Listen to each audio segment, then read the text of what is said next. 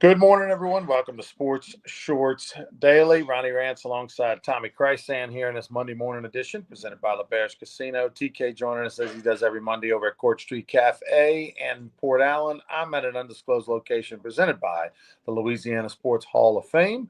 And, of course, we're presented by LaBerge Casino, where LaBerge Casino Friday night, TK, had its first ever MMA fight, mixed martial arts fight in the history of the casino, which has been around about 12 years and 12, 13 years. And sold out venue, Titan Combat Championships, which is Casey McKenzie is the promoter and partner on that. And they had a fantastic event and well received. I'm sure they'll do it again, as it was a big crowd. And had over 1,200 folks in the event center to watch MMA. So that's pretty cool. That's good. And, of course, they got a lot of great concerts coming up, so go check it out on Ticketmaster.com. Is the In easiest way to fact, go. I'll be at one March 22nd, the Marshall Tucker Band. There you go. I know I they've will be got there. KC and the Sunshine Yeah, Band. that's in coming April, in April 25th. I heard that as old as KC and the Sunshine Band is, and been around for decades and decades, it's one of the most requested, sought after tickets ever at LaBerge Casino. Like, I want to say the first couple days, they practically sold out, which is not something they normally do for casino shows there. I mean, they'll sell out, but it's not the first 24 hours or so. And that's Yeah. pretty much what it did. So that one will be a special night. If you got a ticket, you're lucky. All right, Tommy, let's talk about some stuff going on. Of course, locally, the LSU Tiger baseball team, they continue doing what they're doing. They're 16-1, ranked number one in the division, D1 baseball poll, number two in the others. They will have Xavier of Ohio on Tuesday night. That game will be on ESPN Plus. I'll be on the call with Lynn Rollins. And then this weekend, they start SEC play against Missouri, a great team to start your SEC play with.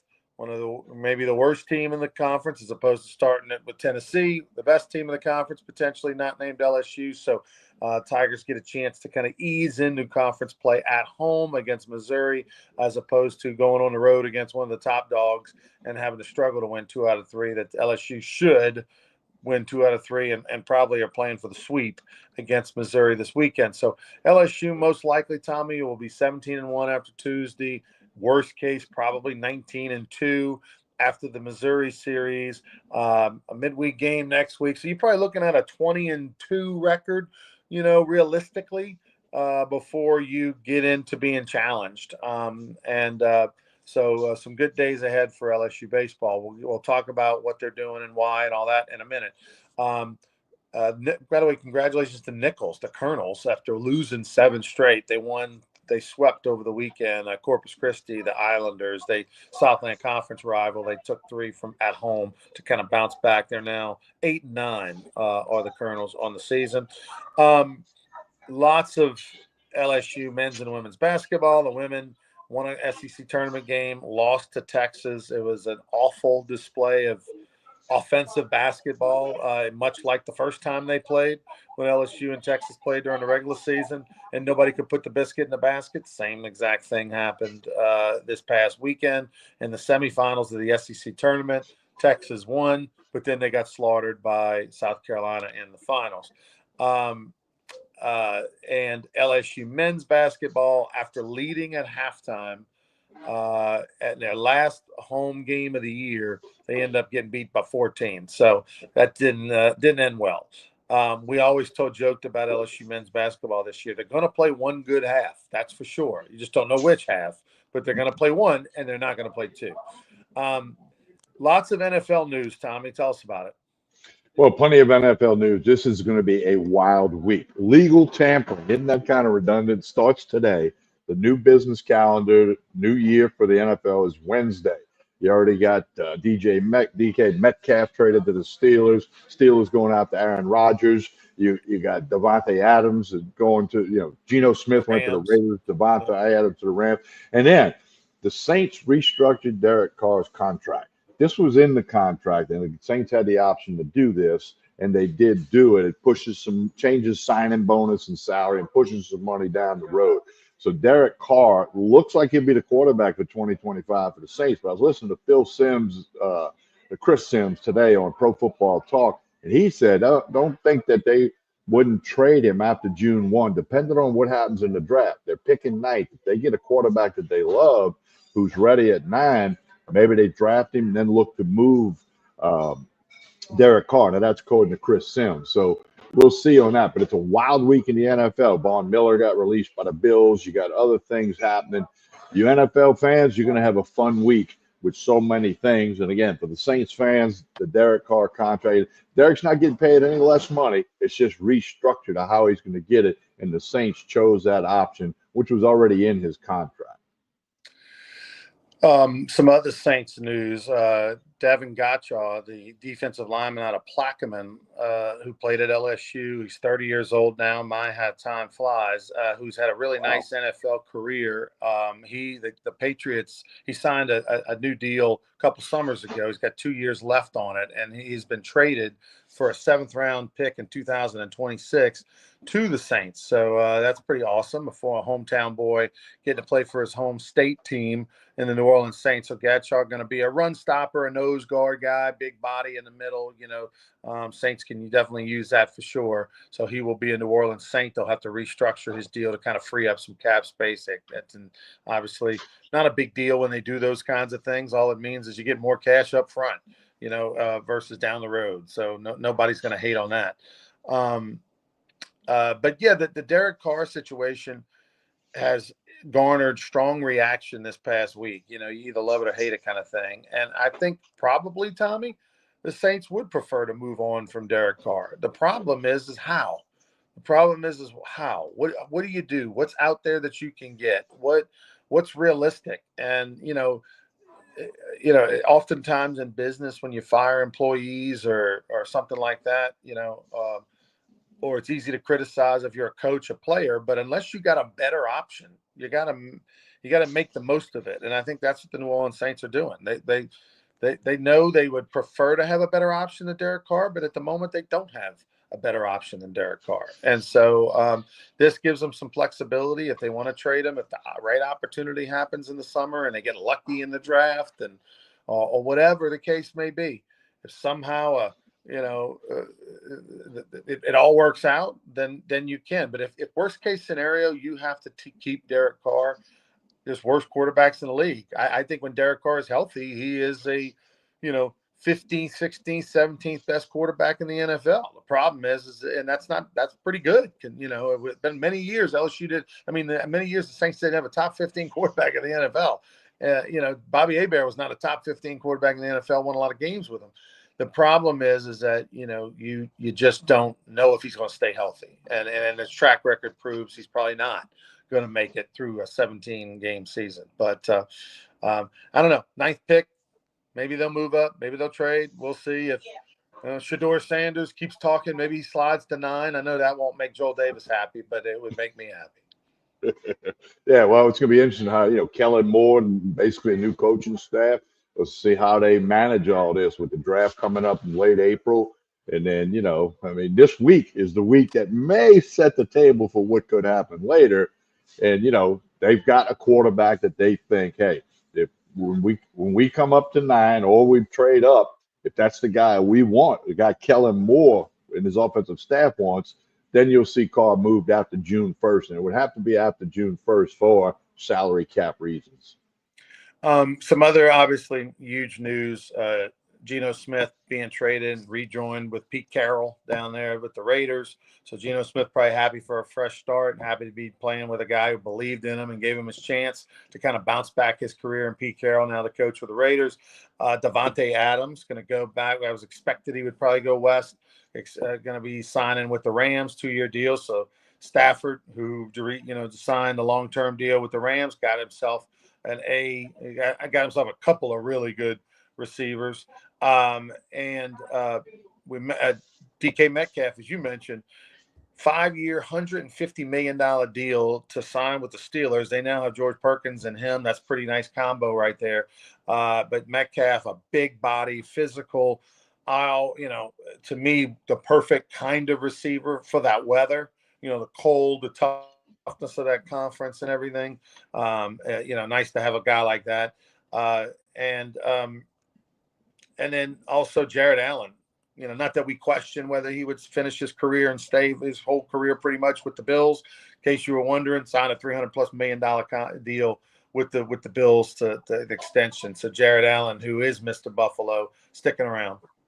Well, and Myles Garrett signs the richest non-quarterback NFL contract in history. Stays in Cleveland. During Super Bowl week, he said he wanted out of He's Cleveland. out.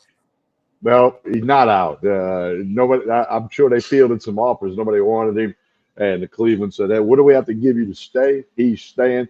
Cleveland still got a long list of other needs, but that's been announced. And again, it's going to be a wild week in the NFL. It really is. Yeah, Myles Garrett, of course, one of the best pass rushers in NFL history. He wanted out. He said, ownership said, "There ain't no way we're paying you. If you don't want to play for us, then you're just going to not get paid." But they figured it out. They had some conversations, and they made him one of the richest players ever. And so there you go. Some other news that happened last week I want to touch on because I was obviously in Phoenix when we did the show on Friday, and that's Kyle Williams, one of the really great defensive linemen ever to play at LSU, and of course had a 13-year NFL career with the Buffalo Bills, and all pro player, and he's in the Louisiana Sports Hall of Fame. The last few years, he's been a defense coordinator for Ruston, the Bearcats High School, and actually worked for the school, not just a non-faculty guy. This guy was in the office and part of the disciplinarian, core and all that. Kyle Williams, married, kids, all that, going to pack them up, signed a $700,000 a year, 3-year deal to coach the defensive line for the LSU Tigers. And, I think, I don't know how Kyle Williams is going to do as far as recruiting goes. Obviously that's a huge thing.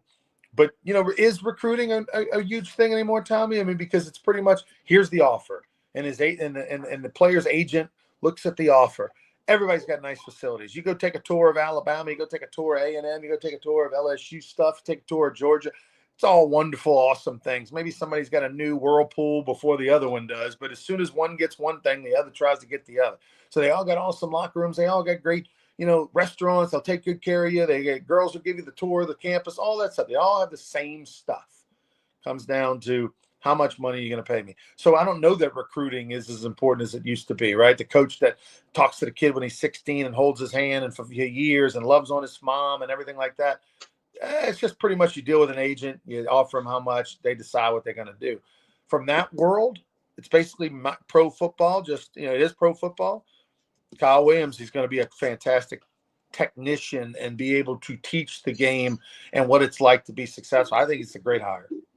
I think it's a great hire. And, recruiting is still very important. It's just 99% different than when it used to be even 5 years ago. But, all kids that sign with LSU and other SEC schools and other schools around the country, they think they're going to play in the NFL. Okay. They sign Power Four conference. Yes, I got a shot to the NFL. Well, if you're a defensive lineman, why not go be around a guy who played 13 years for the Bills, went to 6 Pro Bowls, and played? I mean, he wasn't on the bench. I mean, this guy is Louisiana Sports Hall of Fame. Because again, think of that player that says, if I can go be around Kyle Williams, I can maybe get that one or two little thing extra that gets me into the league. They all want a path into the league, and I think Kyle Williams is a great hire. He got LSU in his blood, national championship when Saban and them won it in 03. So, I mean, the Louisiana guy, Ruston, I think it's a great hire. I know there were some people that didn't think it was all that great because of recruiting, but recruiting is not what it was 5 years ago. It's totally different. Look, I mean, just there is not a better human being. There's not a better, guy to show you the way how to work hard, how to be successful at both levels. And oh, by the way, used to be a really heck of an amateur golfer. I know he says he doesn't get a chance to play. He lives in Squire Creek, the country club up in Ruston, or Shoe Drink technically, but he doesn't get a chance to play as much as he used to. I talked to him about it, but he literally is a scratch golfer when he was. I don't know if he is now, but and a guy who was one of the better amateur golfers in the country a few years back. But anyway, he'll get a chance if he wants to probably live in U Club and play that course a good bit. Looking forward to seeing him a little more too. Good guy, and we have a lot of mutual friends. LSU baseball. Let's talk about that for a minute, Tommy. The Tigers, 333 team batting average at the moment. ERA as a staff, 3.02. Um, Jared Jones just continuing to take, to get better and better and better. We knew he was going to be a great. We kind of half thought maybe he would go pro after last year's sophomore year when he was draft eligible. He returned, and he's just off to a sensational start. The big first baseman hitting 429 through 17 games this year, which he started them all at first. He's got 8 doubles, 6 homers, 26 RBI in those 17 games. A slugging percentage over 800. He has just been in fuego. But one of the most important stats, because he's going to have to be important in this case, 15 walks, 8 strikeouts. To almost have 2-to-1 walks to strikeouts is super impressive for a power home run hitting kind of guy. Remember, and that's who he is. He had 28 homers a year ago. I don't know if you saw the home run highlight from yesterday, but he hit a 2-run homer in the first inning where he literally was a defensive 2-strike hack to just protect because the ball was near the upper part of the strike zone. And he hit it down the right field line, maybe 4 or 5 feet fair. But it was literally looked like a foul ball off the bat. He thought it was foul and it ended up carrying for a homer. It just goes to show you how strong he is. Well, he hit one over the left field bleachers the other night.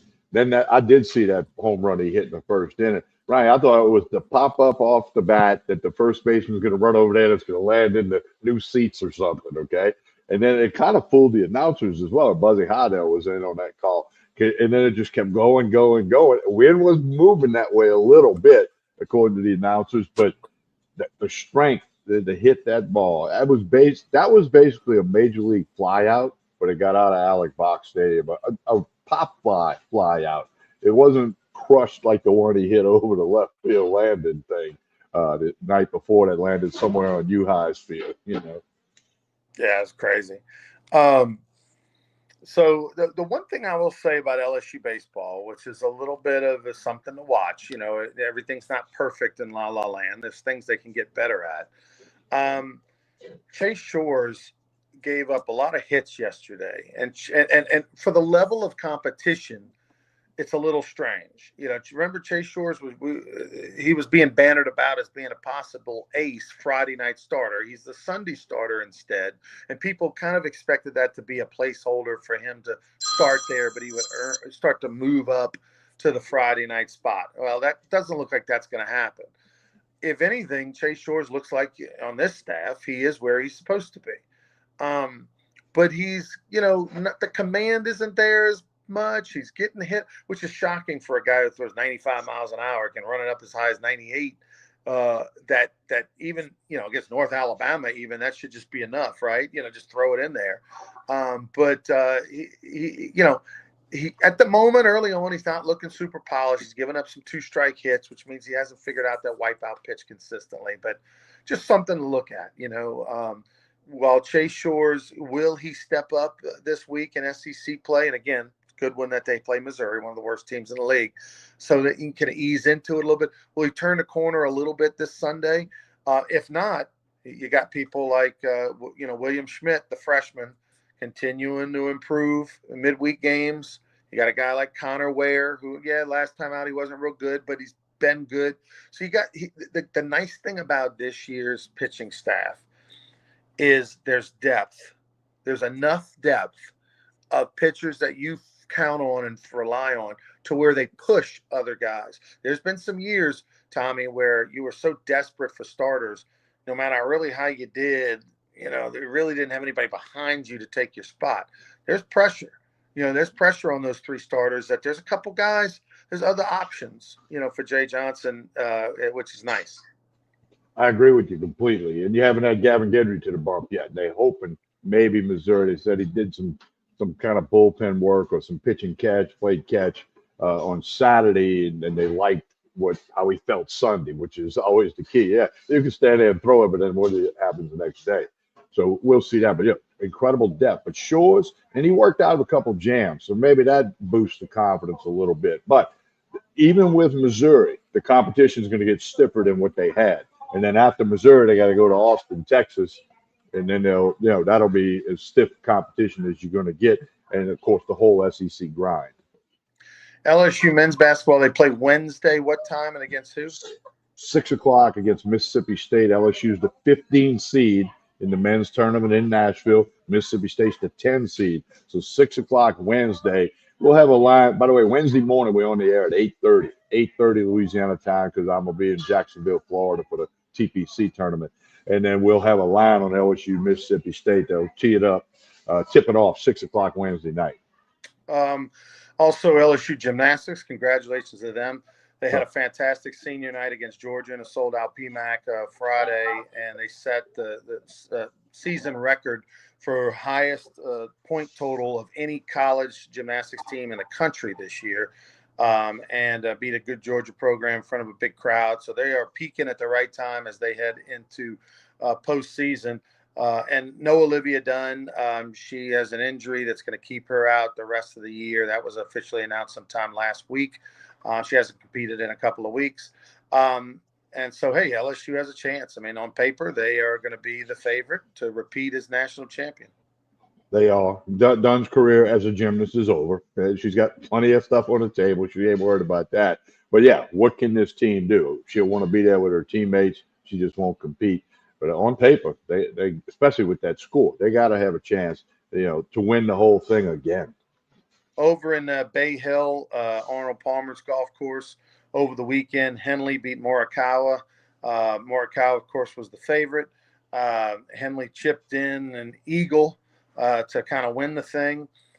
I don't know if so he wins by a stroke. Morikawa, Tommy, on I think it was Friday, Thursday or Friday, but I think it was Friday. He's got a little flop shot wedge. He's probably, I'm going to say 40 feet from the hole. Now he's got to try to get it over a bunker, but he's probably 20 feet, 30 feet off the green. And he's going to try to do a 60-degree little flop shot wedge, over a bunker. And he literally chunks it. Like he swings, sticks the club in the ground. The ball goes about 5 feet, 10 feet in front of him. And then, of course, he makes a fantastic shot, puts it 2 inches from the cup on the very next one.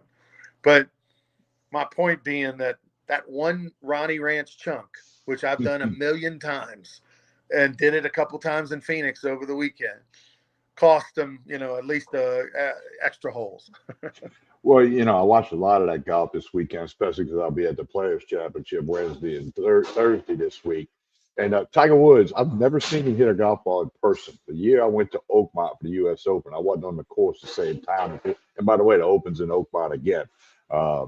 He's not going to play. It wasn't expected. They were hoping that he would play, and he's not. But everybody else will be there at the Players Championship. But you're right, Morikawa, that one shot, he's probably going to think about it. Yeah, but he had some other things he did that might, outweigh it, kind of thing. I don't know. But I did watch a lot of the golf. Henley chipped in on 16 for the Eagle, as you mentioned.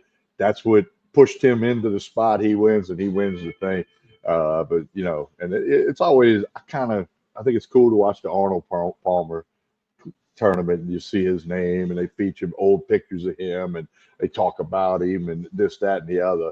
The king, Arnold Palmer. I mean, he's one of the faces, Mount Rushmore faces for golf for sure. But I enjoyed a lot of the golf, especially knowing I was going to be there live and in color this Wednesday and Thursday down at Sawgrass. Bay Hill, a great golf course. Played it 2 or 3 times in my life. I think I played it 3 times in my life. Arnold Palmer opened that resort. He used to live in a condo across the street from it and hung out there all the time. It's in Orlando. My story is Arnold Palmer he was still alive. It was a year before he passed away. I was there with my dad and brother and Matt Hines. We were on a charity type tournament golf thing, and we were going to meet Arnold Palmer the next day up in Pennsylvania. We were flying up there with a group of golfers to go to a charity event and play at his course up in Pennsylvania.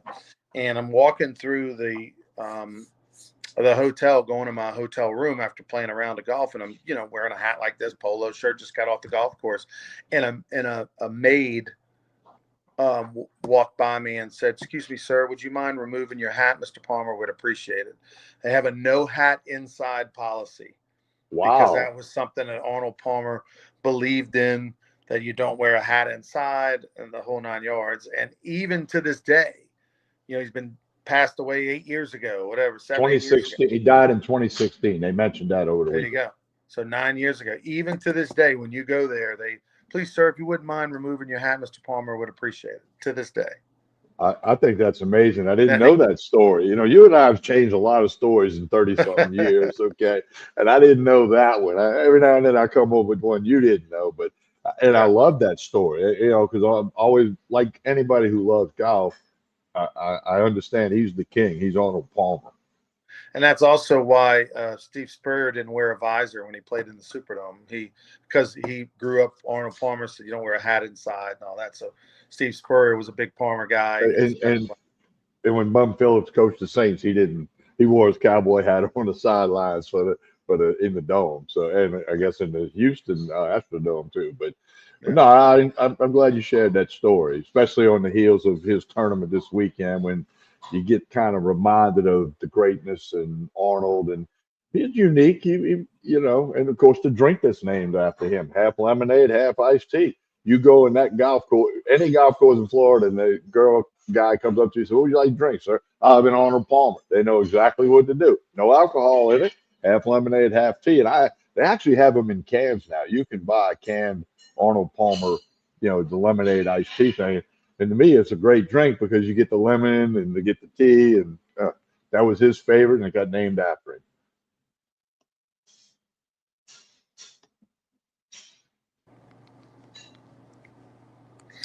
Tell us about Court Street Cafe, Tommy. Hey, breakfast, lunch, dinner, steak night on Saturday. You got to check them out. Jason and the staff do a great job here.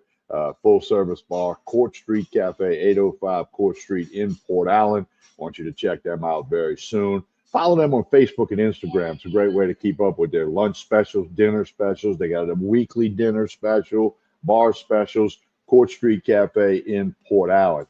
Like and share this show, no matter whether you're watching on YouTube, Facebook, or X. Please like and share this show. Remember, Wednesday, 8:30 Wednesday morning instead of 9 o'clock.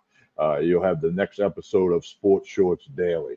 On behalf of Ronnie Rance and everybody here at Court Street Cafe, I'm Tommy Krysan. Have a great day, everyone.